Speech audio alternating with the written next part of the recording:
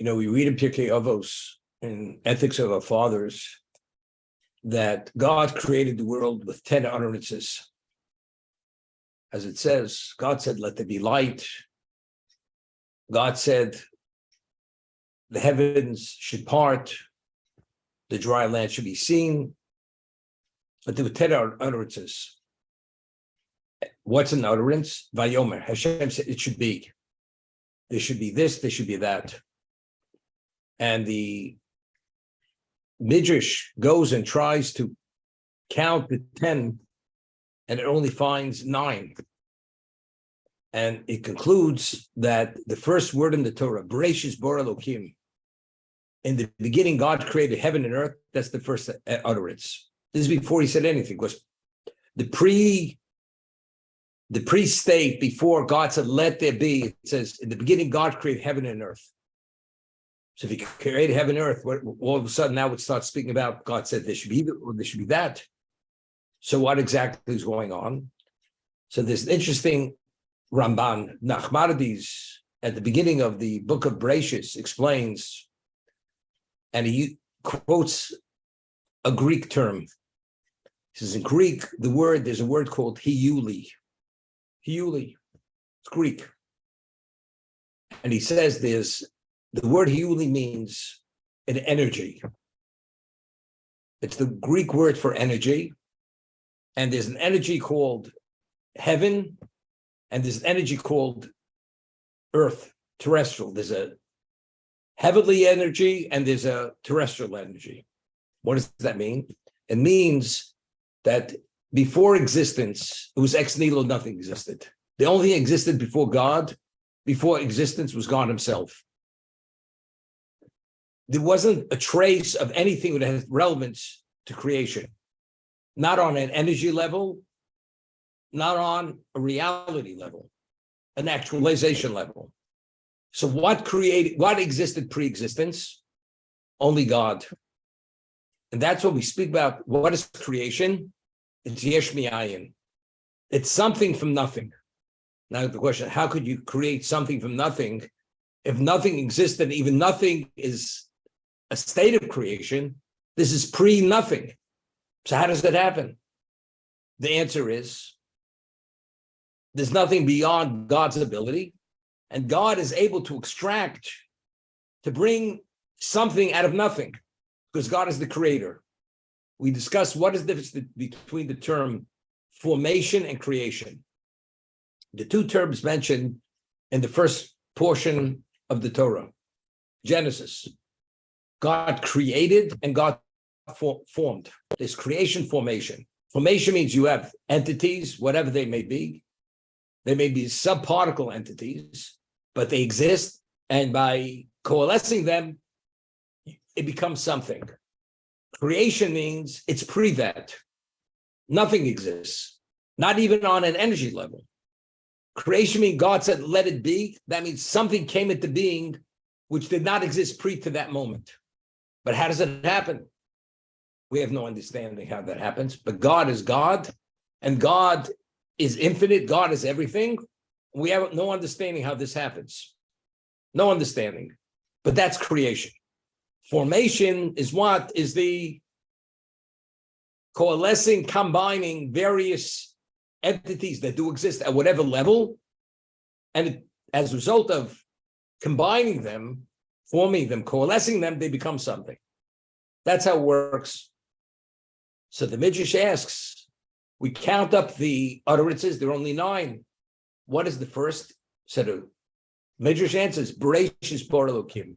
The word gracious is the first utterance. What does that mean? It's the first utterance. So Ramban explains, God, Bereshis bara Elokim, Eisa Shemayim V'Yisartz. In the beginning, God created heaven and earth. It doesn't mean in the physical sense. It means on an energy level. Energy means on the most ethereal level of energy. Within this energy, it had the ability to manifest itself and evolve into every aspect of heaven. Whether it's the stars, whether it's the planets, whether it's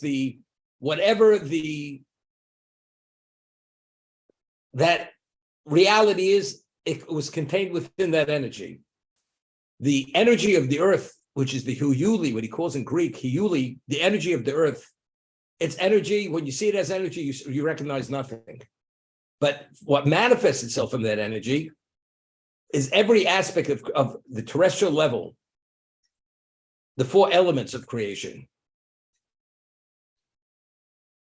The seas, the fish, the reptiles, the human being, the land animals, oxygen, the gases, all that's the energy of earth.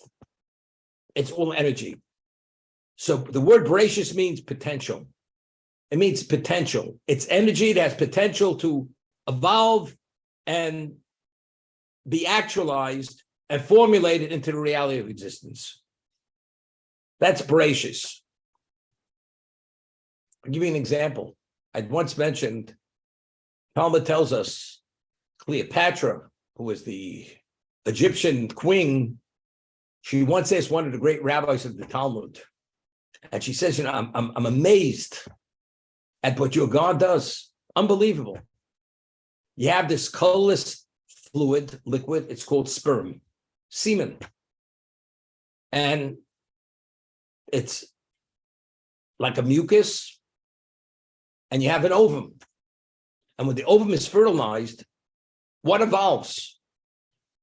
It's something not to be believed.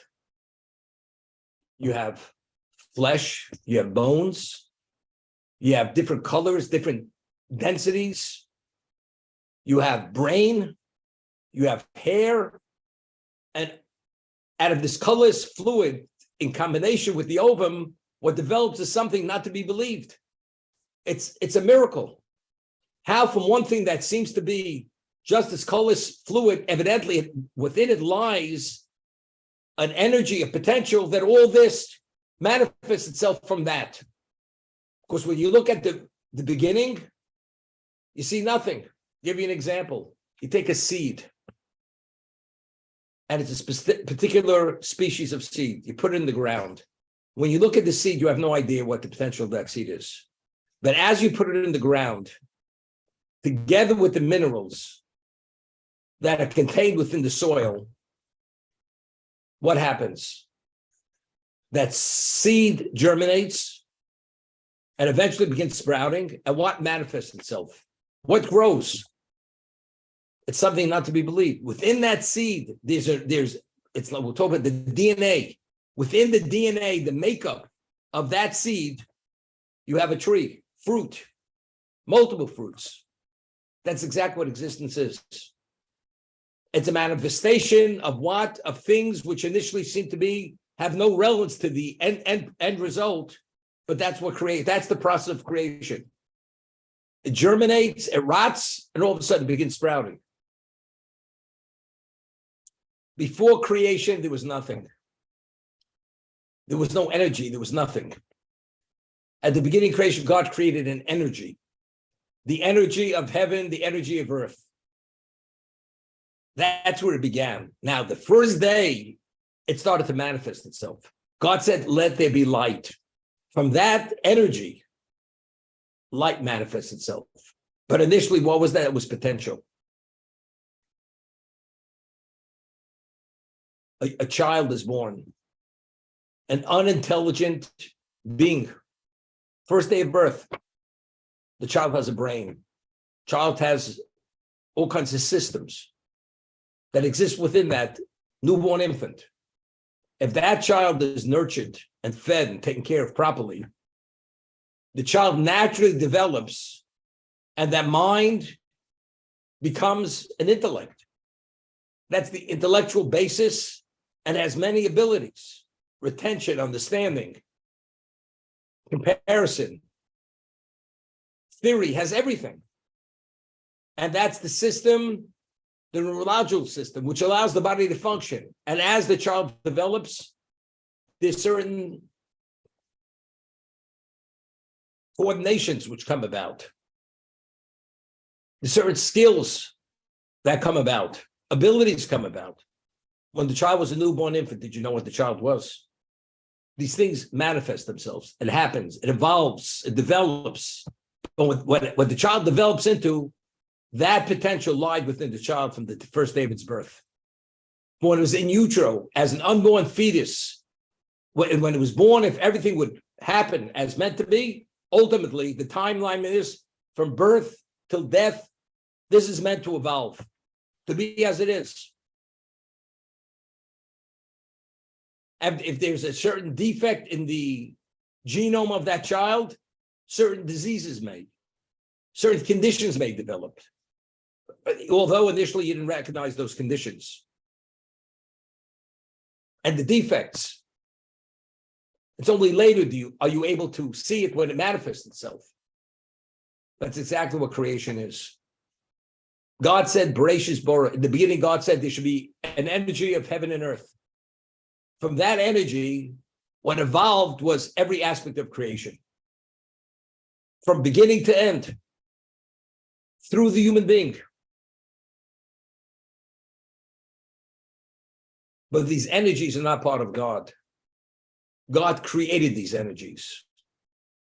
Everything emanates from God, but that's not God. As we discussed, when we speak about God's attributes, it doesn't tell us what God is himself. God created attributes the way he relates to this existence.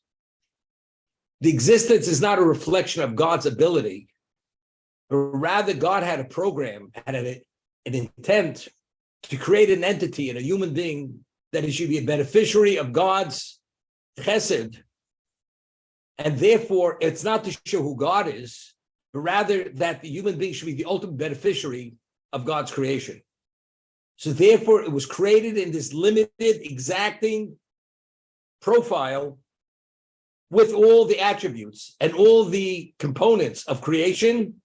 The man should be the ultimate beneficiary, that if he succeed within this context, he merits the ultimate, a relation with God.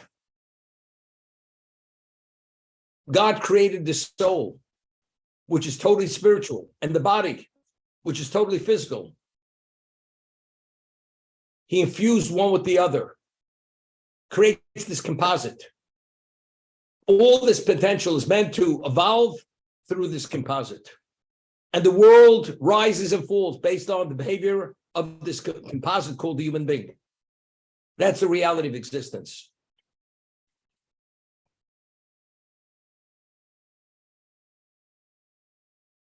He says something interesting, the Ramchal, that how is it obvious that a human being is more than an animal, besides the intellect? If a person feels well, usually the well feeling shows on his face. If a human being is, let's say, depressed, that state of depression shows on his face. If he's in a state of elation, it shows on its face. If he's healthy, it shows on his face. Meaning, the composite of the soul with the body, without the soul, the body is just an inanimate entity called physicality. The soul by itself doesn't have the characteristics of the body. But when you combine the two, the soul being in the body based on the energy level of the person, that will manifest itself. It will show through the face of the person. Meaning, somebody say a person has a presence, a shine. He radiates. He radiates holiness. He radiates happiness. He has a presence. Where does the presence emanate from? You have an animal. You have a lion, although it's the king of the jungle. It's a presence, but it's not a presence. It's a lion. It's the lion. It has nothing to do with anything. Where the lion is the lion, or whatever it is, the lion's the lion. But a human being,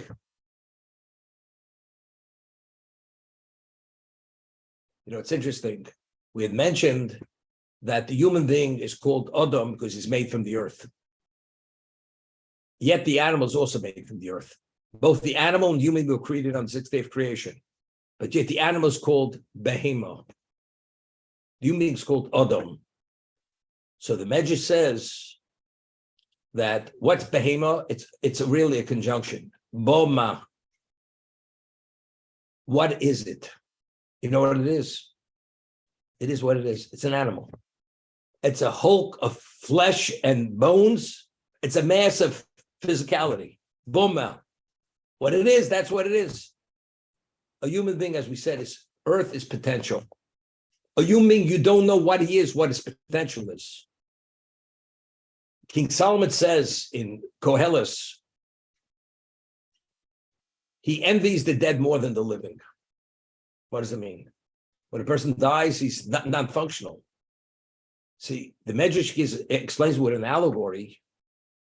When you christen the ship, what happens? You're at the dock, you have bands, you have speakers, you have all types of festivities, and the ship goes off to sea.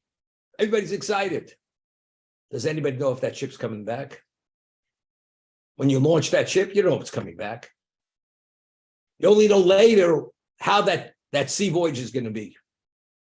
A human being, when he's born, everybody's ecstatic. A child has been born. Healthy, normal. Do we know how this child's life will evolve? Do you know what this child will be? God forbid. The child may die in infancy. He may die in adolescence. He may be killed. He may turn out to be a criminal. He may turn out to be a detriment to all existence. He's a menace to society. Do you know what he's going to be? He may be the ultimate for society. He brings blessing to the world. He brings leadership to the world. Does anybody know? Only at the end of a person's life do you know what that person is. Therefore, he says, I envy the dead more than the living, because at the end of a person's life, you know how it manifests itself. At the beginning, you don't know where it's going. God forbid. It can be disastrous or beyond disastrous. When Hitler, Yamach Shemo, was born, did you know what he bring about? The level of destruction, the level of demonic behavior. When Stalin was born, do you know what he was? What kind of tyrant, what kind of despot, what kind of dictator he was? His level of cruelty is unheard of, even to his own people, what he did. So when you're born, we don't know where we're going. What's life? Life is potential. That's what life is. It's like that piece of earth. You know, you have earth. Today we know there's certain things, you have such things called radon contamination. Radon, you build the house, a mansion on a piece of property. Later, all of a sudden, you realize people are getting sick. People live in that house. Why? Because you don't realize there's certain vapors coming in from the earth, which has this radon contamination, which causes cancer and breaks down the immune system. When you look at the earth, do you know what's contained in that earth? Only later do you know what it is. Certain earth is fit to plant certain things. Other earth, you can't plant in that. That's exactly what existence is. Existence is all potential. It's how do you utilize, but even how to utilize it, what is it meant to be utilized for? Now, when David speaks about God creating, it says, Yotzer or Uvori Ra. God formed light and he created evil. The psukim, the verses, everything in existence comes from energies. We do good things, it activates positive energies, which is blessing. We do bad things. Does it activate negative energies? Now, God himself, it doesn't say Yotzera. It says Borira. He created evil. What is evil? If God is the essence of good, God never expresses evil. Evil does not emanate from God. And this is the way the Ramchal explains it. And the many midrashim which indicate this, that God created an entity called evil. But it's not, he doesn't fund it. You know, sometimes he funds something. Good he funds. Evil he doesn't fund. Evil is only a consequence of something that exists, which is good. And when you remove the energies from it, what remains is evil. Evil is a consequence of not generating goodness. So the context why there's evil, because God created a context that when you stop energizing the entity, it begins withering. Give you an example. You have a living animal. It's healthy. There's blood flow. There's circulation. There's growth. Now you slaughter the animal. You have a piece of meat. What happens if that piece of meat sits for a while? It starts decomposing, decaying, and eventually it starts rotting. Eventually you have bacteria. Why is there bacteria now? As a result of what? Of the body, of the meat not being refrigerated or being preserved. Why?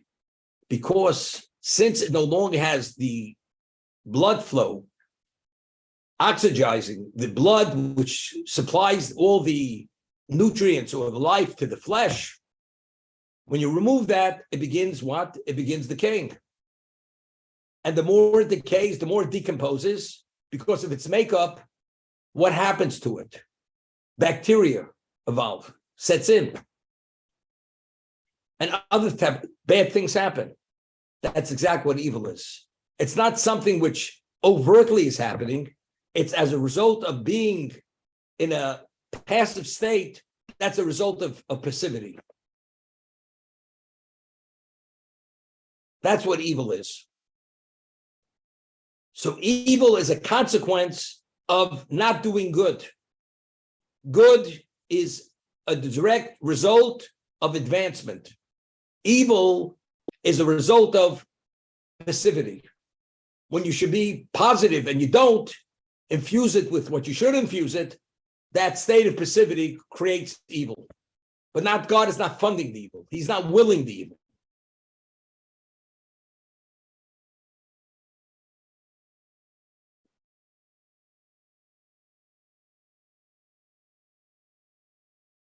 Now, the evil inclination. Well, let's talk about the fruit of the tree of knowledge, was good and evil. Within the human being had no relevance to evil. God created a productive being, that the person is an intelligent being, a spiritual being, which is composite of spiritual and physical, where the level of clarity and energy is only forward. There's no such thing as regression regarding this human being. But if a foreign entity should enter into it, called evil, then it's not so simple. It creates certain blind spots or obstacles that doesn't let it go forward. And it causes it to not deny itself certain actions, activities which generate the good, which ultimately only reinforce the lack, which intensifies what the result of passivity is. That's what evil is. I'll give you an example. A person has a blockage in his system. The blockage causes tremendous pain. Person has, God forbid, an intestinal blockage. The pain is excruciating. Ultimately, the person is going to die because of it. Why? Because it doesn't flow. It's a blockage. So why is the person dying? Is something new been introduced, or because the system is blocked and there's that obstruction that causes the person now to die? Evil creates an obstruction that it cannot be, the system's not being funded. It's not being nourished. Because the only person who nourishes the system is the person. And God nourishes the system, infuses the system when man is worthy. But if man chooses to be unworthy, then you've created this obstacle.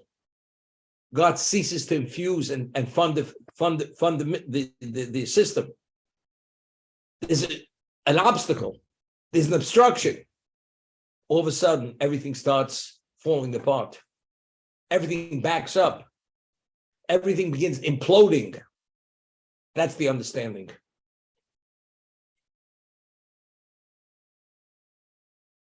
Today, as little as I know, I have no medical training or I read a little bit about things and exposed to things. You have a laser. Today, it's known that if you have certain blockages in arteries, the plaque, you're able to take a laser and laser out the plaque. And when you laser the plaque, you remove that obstruction and the blood flows more easily. That's what it does. We have an evil inclination, which creates all kinds of blind spots, which as a result of those blind spots, we have obstructions because the system is not being infused with the energy it needs for it to flow. We have suddenly, it's called Torah. I've created an evil inclination, but I've created, it's called a laser. Torah or, it's an illuminator. When it goes into the person and the person is exposed to it, it brings a level of energy which energizes the system. Lahavdil. Today, if you go, one time if you had a blockage in your plumbing system, you had to go call a plumber. Today, you go to the store and you can buy Drano. And there's two different kinds of Drano. There's Drano, ordinary Drano, and you have Drano for a really stuffed pipe.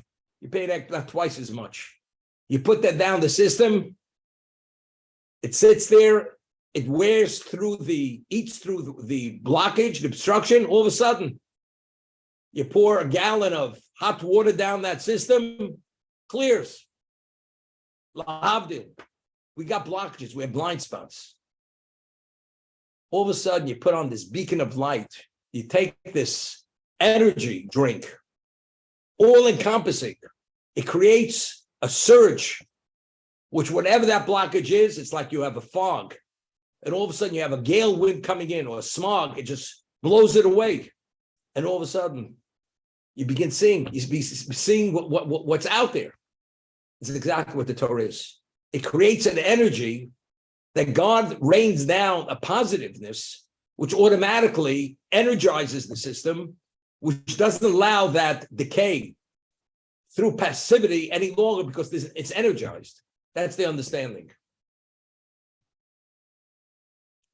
It's interesting.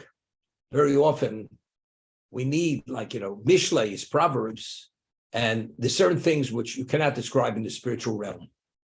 So the Malbim, in his commentary on Mishlay and Proverbs, writes, let's say, the sweetest entity in existence is honey. So when King Solomon wants to describe the sweetness of Torah, he says it's sweeter than honey. So honey, I need honey to describe what the sweetness of Torah is. Yeah.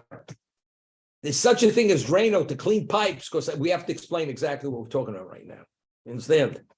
So we have takeaways from reality of what we have.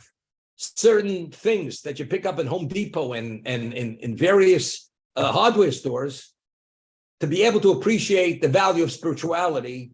If you have a blockage, if you're stuck, so to say, or sometimes you have a detour and you have to get around the detour. How do you get around the detour? How do you circumvent things? But what's in physical is in spiritual. And if there's a solution in physical, there's a solution in the spiritual. That's the understanding.